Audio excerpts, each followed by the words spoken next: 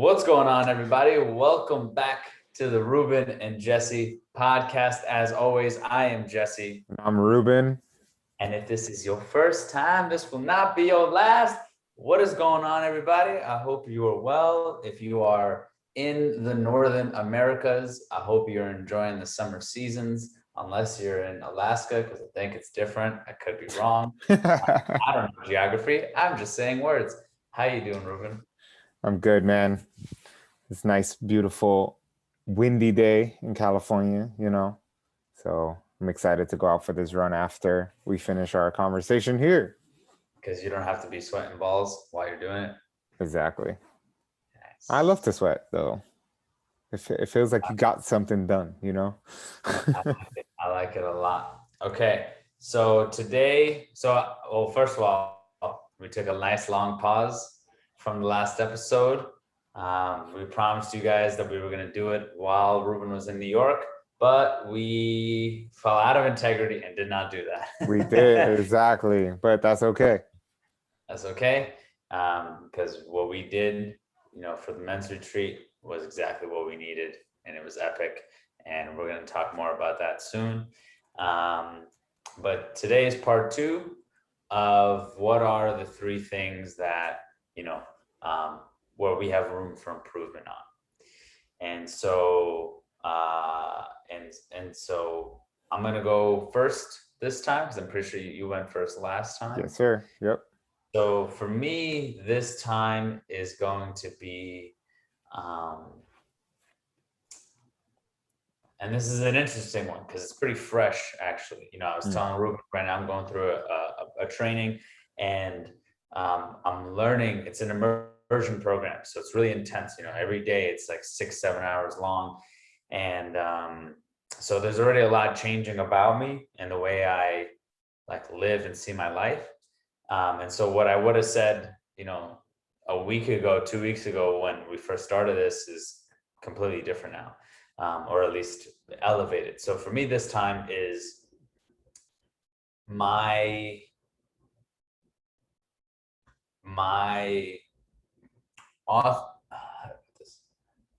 speaking in truth and love.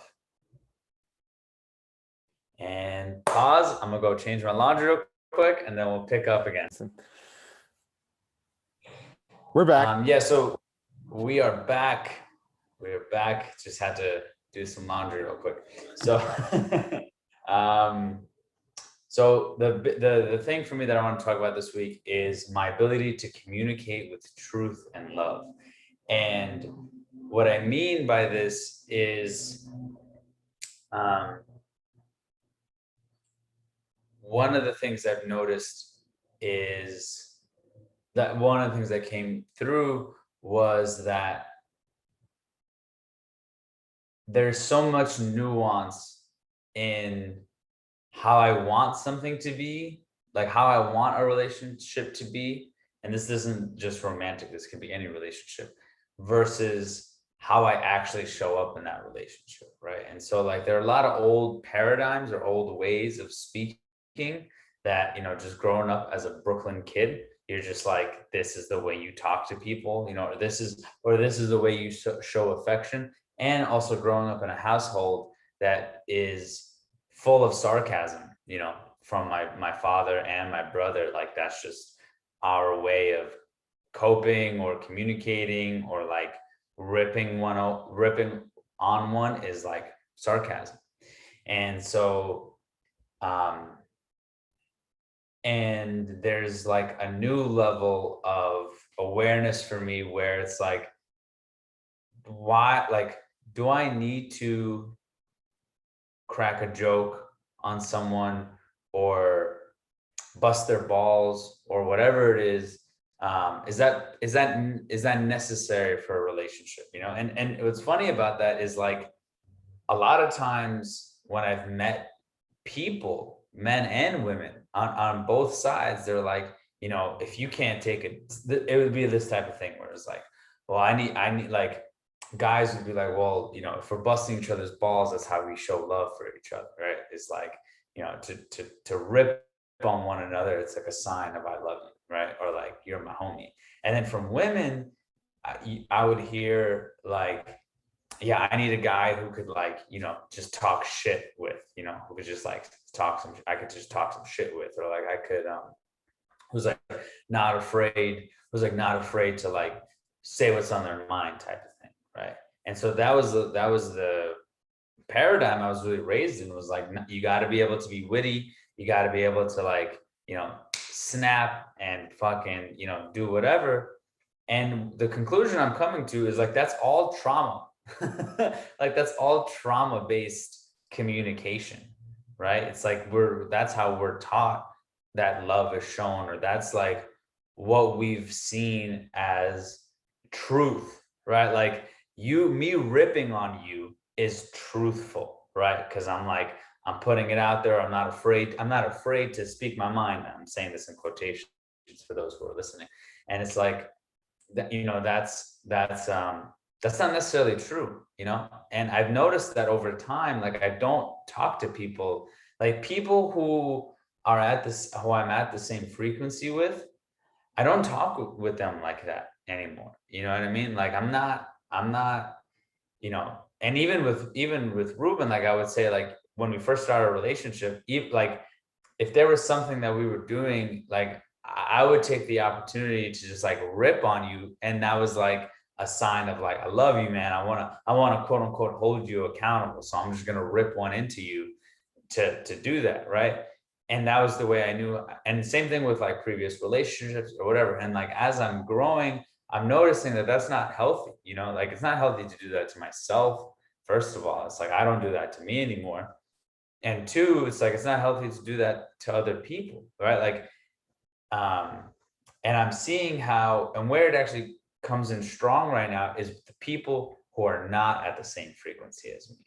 So like, people, especially especially women, right, who I'm talking to, or who I've talked to. And this doesn't necessarily, and when I say women, I don't necessarily mean in a romantic sense. I just mean women for friendship, because that's something I'm exploring a lot more now. And but they're still women, so they still like, it's a different type of trigger when I'm with them, right?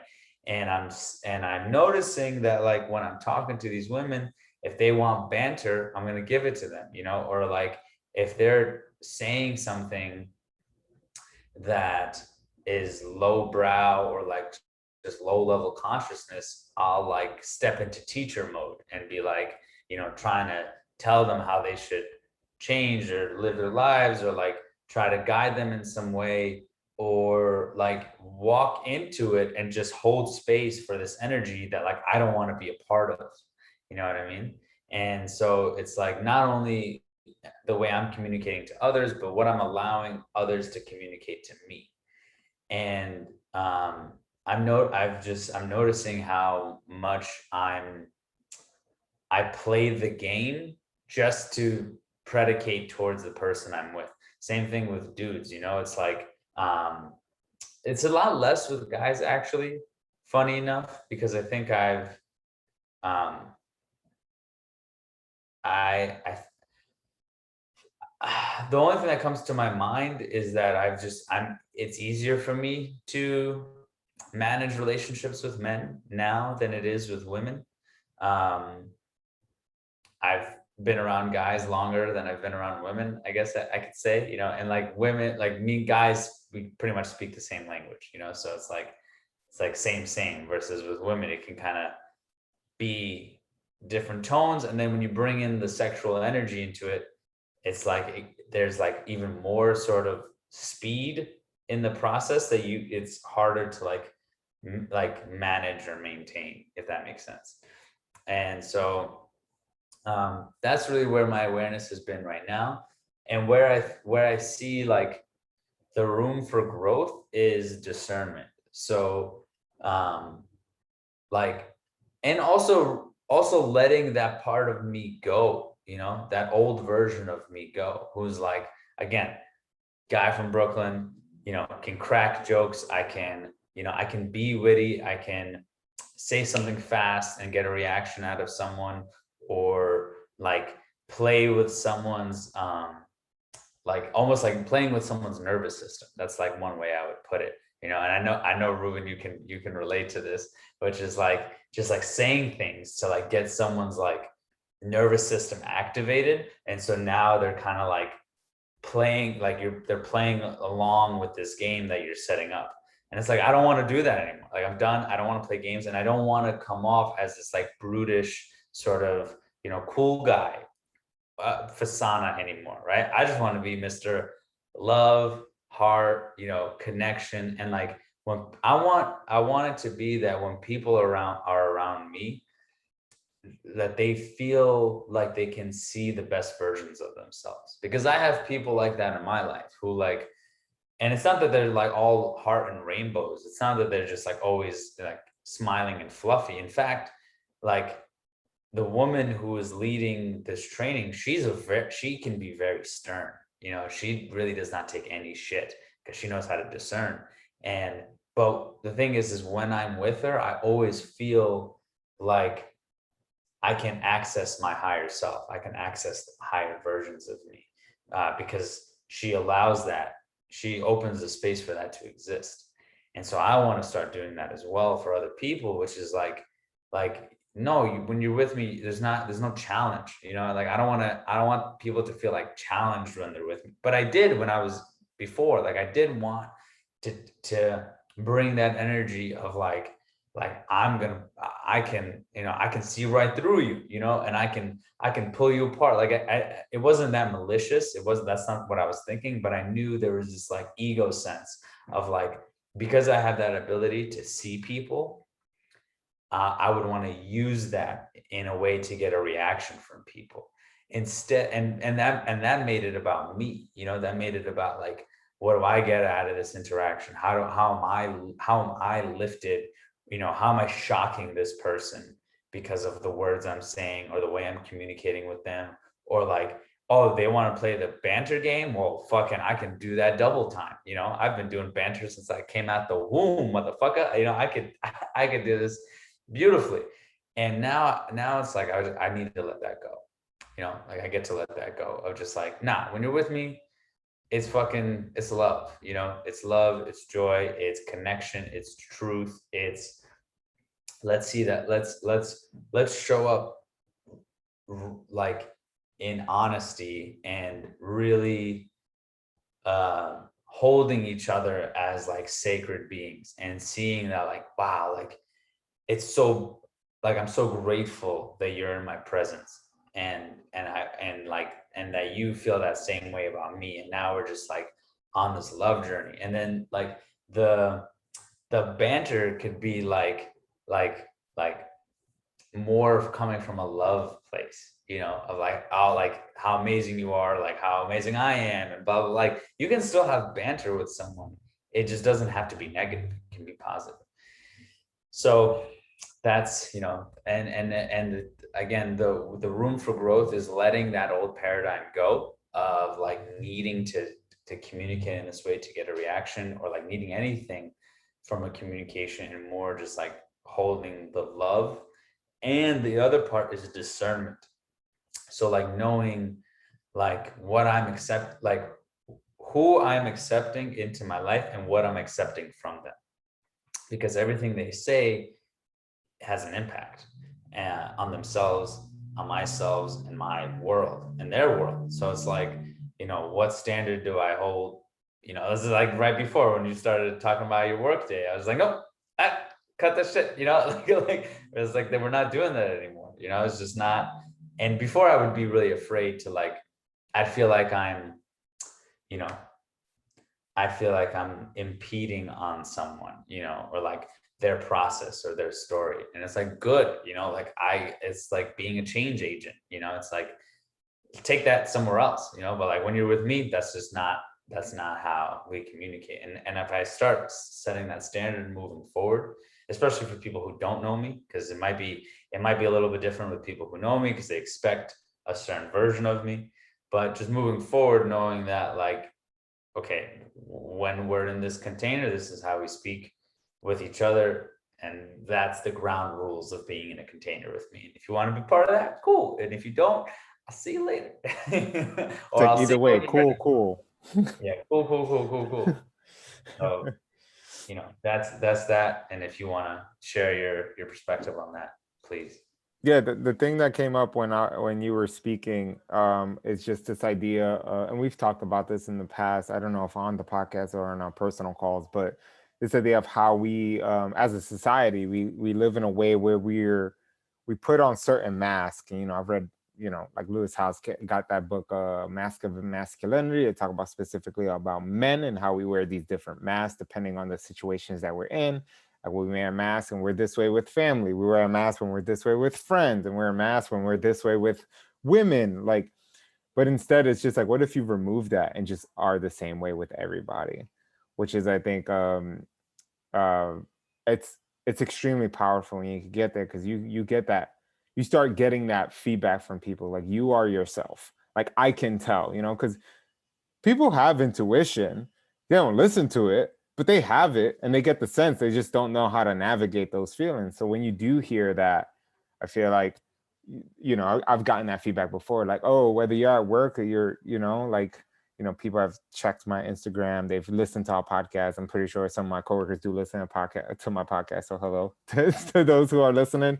But I've gotten that feedback from my coworkers. We're like, you are the same person, you know obviously I tone it down a bit at work because I'm a leader in certain spaces, so you have to come a certain way to make sure that people don't make mistakes. Because it's like I know how to act that way and show up in a specific way that's not disrespecting another person, right? Like I could say something, not come off disrespectful, versus someone else who doesn't know how to say it that specific way. They could say the same thing and it comes off, and the person's like, "What do you mean?"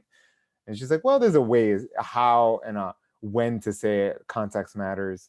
Um, but yeah, that whole mask idea and like taking it off and just being like, this is me. And whether you like it or not, it's cool, like cool, cool, cool, as we said towards the end. So, and I've seen it in the way you've been showing up. Like, no matter what, you show up the same way, like no matter who's around, who you're talking to. It's just like Jesse is Jesse. Like Jesse is not, this kind of Jesse. Oh, there's like player Jesse versus like, friend Jesse versus like family Jesse, No, it's just Jesse.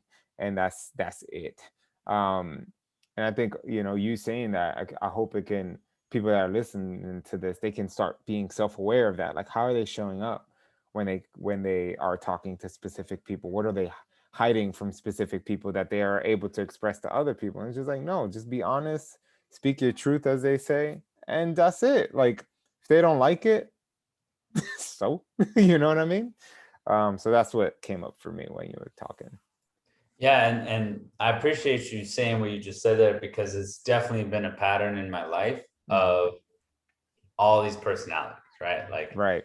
depending on who I'm with, I can be malleable, right? If I'm with someone who's like very high vibration, like I'll meet you there. You know what I mean? We can chant and we can sing and we can fucking be free and whatever. If you're, from the block and you're talking that trash, like I'll like, Yeah, even right now, right? Like I can you could change. switch it up. I can switch it. And listen, I was a theater kid. Like that's easy, it's so easy for me to do that, as well as like there was so much drama that went on in my household Mm, that, between my mother and my father, my brother and my mother, my brother and my father, and like I was in the middle of it all. So I always had, like, I had a different relationship with each person in my family, mm, completely different. So it was just something I was used to, and it was just a way I knew. Plus, like, I think also, like, I think not even I think I know, like, for such a long time I've had this mechanism of like, you've got to be friend, like, there's a scarcity in relationships, right. which is funny because relationships is like my ability to communicate is like one of my best skills, or talents. Even like one of my best gifts is my ability to communicate with others. And yet at the same time, there's, I think the reason it got refined was because there was this underbelly of like, you know this underbelly of you're not going to have friends. Like there's a scarcity of relation, because that's what it felt like when I was a kid. Like I didn't feel like the most popular kid. I didn't feel like I really fit in anywhere because of, again, like Jewish kid, Italian neighborhood, black school, like that. Like, you know what I mean? It was just like, so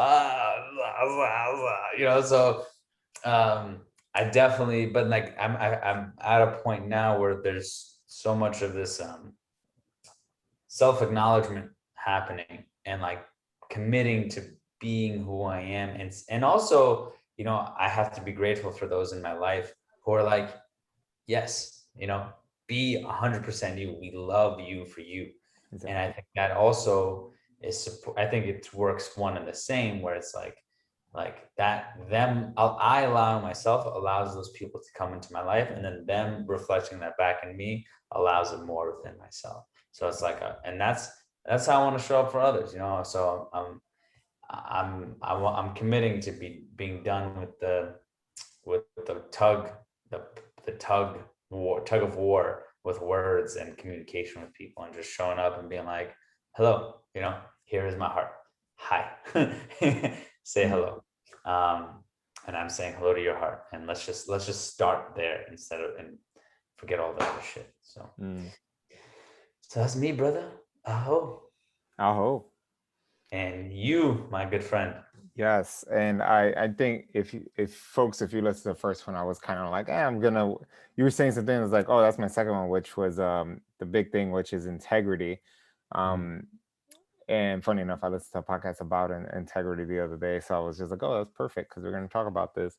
I think the second one has been integrity because I think maybe I spoke about it with you or with Karina, but I was just basically saying how like when it comes to integrity, I've been horrible, and I'm still not great. Like I'm still working on like when I say a specific thing, like I follow through, right? Like my follow through has gotten 100 times better, like double better, but it can always get better. And I can always improve on it. You know what I mean?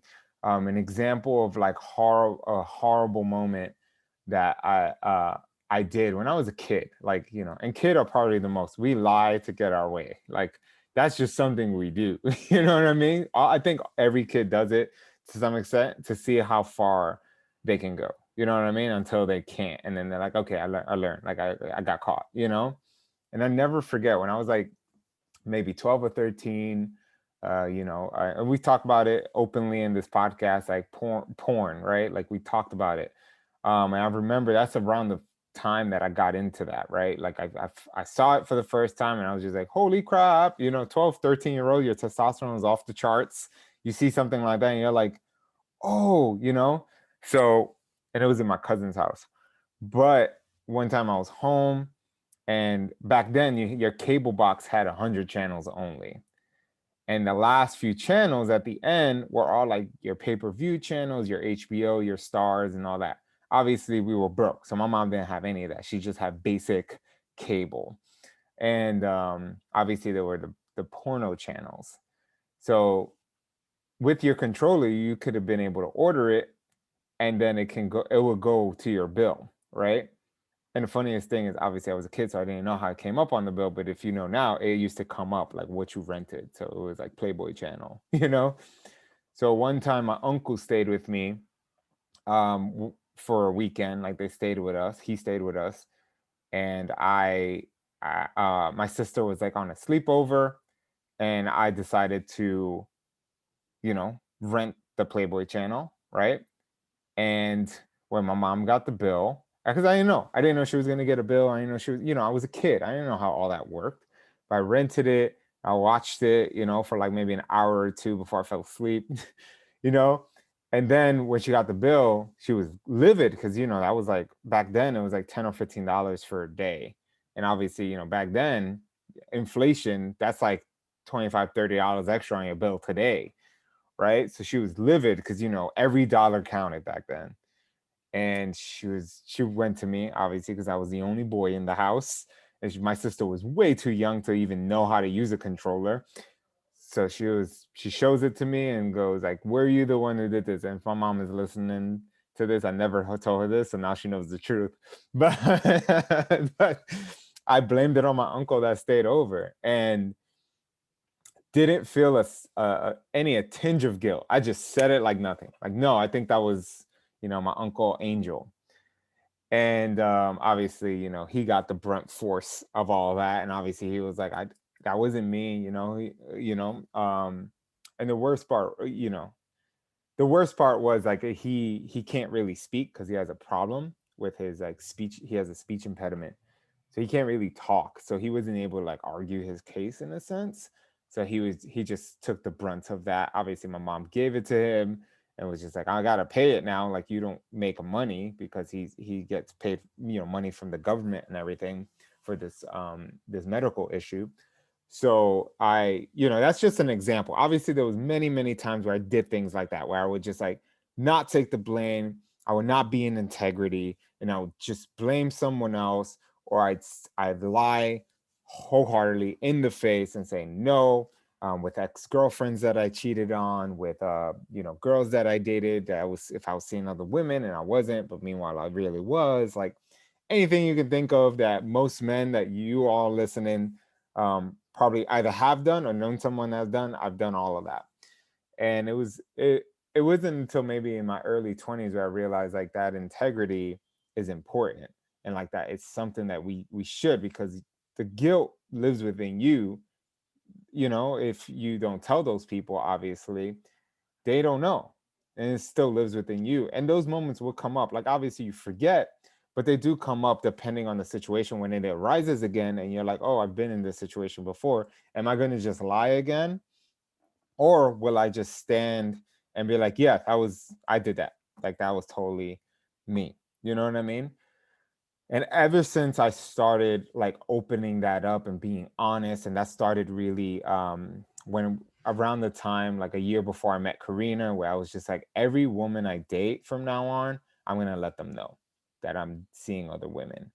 And I was like, no matter, kind of going back to what you were talking about, like no matter what happens, um, no matter what happens, what they say, whether they walk away and they're like, I don't want to do this, or they stay around, like either way, it's okay. So that was my start to it. And then I started doing that with my family more, instead of lying to them that I'm busy. Meanwhile, I'm just not. I'm like sitting home playing video games because I don't want to get on a call with my sister, or I don't want to get on a call with my mom to talk to them for an hour or so because I wanted to play video games. I say it now, like, hey, I don't want to chat right now. Like, being completely honest and transparent. And this is why, right? But I'm not perfect. Again, I still do those moment to moment, and it's not the big ones anymore. Like those, I'm like, with a friend, is just like, hey, I didn't do that.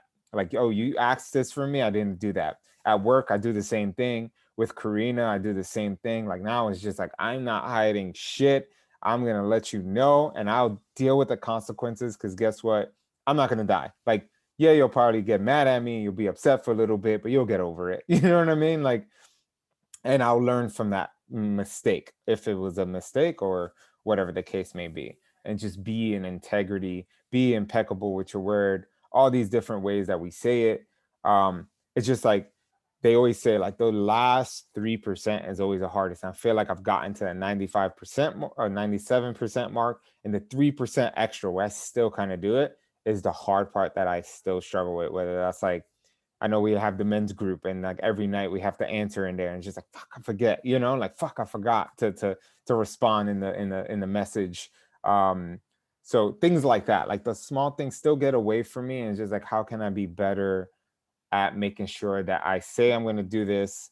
If it's a consistent thing, like how do I say consistent, and keep moving forward? So that's kind of something that still, like, I still hold on to. Um, and it still comes up over and over again. So And where do you feel like the room for growth is? Like what do you get to shift for that? What are you looking forward to? Like, what is on the other side of that extra 5%?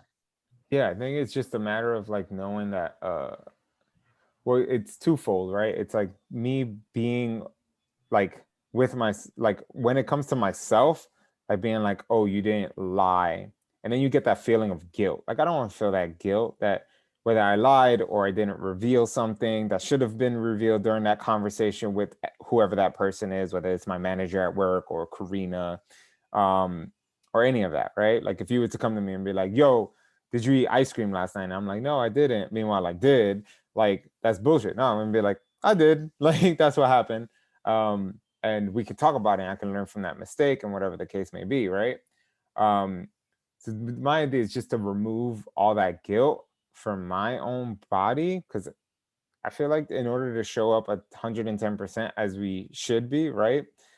I think that all of that needs to be put out in the open. This is why, like an example would be like Aubrey Marcus. He's so fucking honest and vulnerable and open on his podcast.